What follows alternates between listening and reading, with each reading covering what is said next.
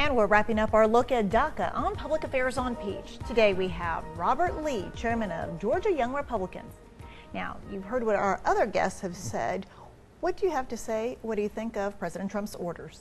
Well, I think in terms of the order giving a 6-month window and encouraging Congress to act, it's the right thing to do from the perspective of putting in place a permanent policy. The reality is that DACA was never meant to be a permanent policy, and it shows the fragility of executive orders and essentially using executive orders to set large policy changes on the American people and Americans who are here expecting some sort of benefit from a program like that. 6 months allows Congress to do something well, and as a previous guest said, it should get out of the Senate. Now it becomes important for us to engage the House and make sure that a good policy passes that President Trump can sign. Now, President Trump said nothing to worry about for 6 months, but obviously when you throw something out there like that, you heard one of the guests say, this creates a lot of anxiety. Well, sure, but that's the problem with temporary executive orders. There should have been anxiety about this policy from the moment that President Obama issued it 5-6 years ago. The reality is that when you can't have permanent change in government that goes through our constitutionally prescribed lawmaking cycles, everything is temporary, and that's a problem. I certainly feel from my heart for many of the beneficiaries of this program and the anxiety that they have, but this is the time for Republicans and Democrats to come together and say, let's resolve this immigration problem and come up with a policy that's clear, consistent, fair, and effectively enforced. Now, some Republicans, such as our very own Senator Johnny Isakson, have said that the children should not be punished for what the parents did. What do you say to that argument, that why are we going to punish these kids who this is all they've ever known? Well, I don't think rescinding DACA as an executive order is a form of punishment.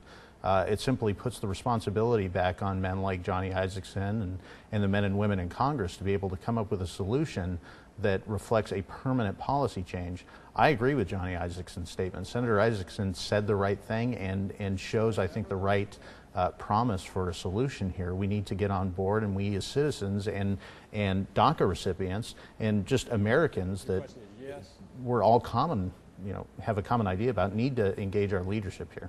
Well, you say that we're not punishing them, but in essence we are, because they're the ones who are going to pay the price if they get kicked out of the country. Well, again, it's no different than it was before DACA was ever put in place by executive order. The situation and the anxiety is all the same from the perspective of there is no consistent, clear rules that are the same from administration to administration.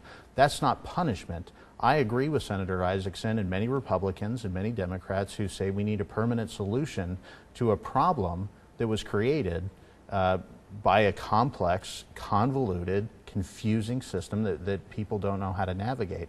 I want a system that dreamers, American citizens, non-citizens, naturalized citizens, everybody who considers themselves an American can say, I understand what that is, I understand what that does, and I understand how to navigate it.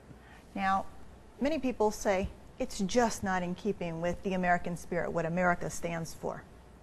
What do you say to them? I mean, that's a subjective opinion that we could debate all day. It doesn't help pass legislation. If we argue about who is more American here, we're never going to come to a solution that everybody can feel that they have ownership of and that they can have a sense of security about. Again, I certainly on an individual level feel some compassion, but I want a solution that works. All right. Thank you so much.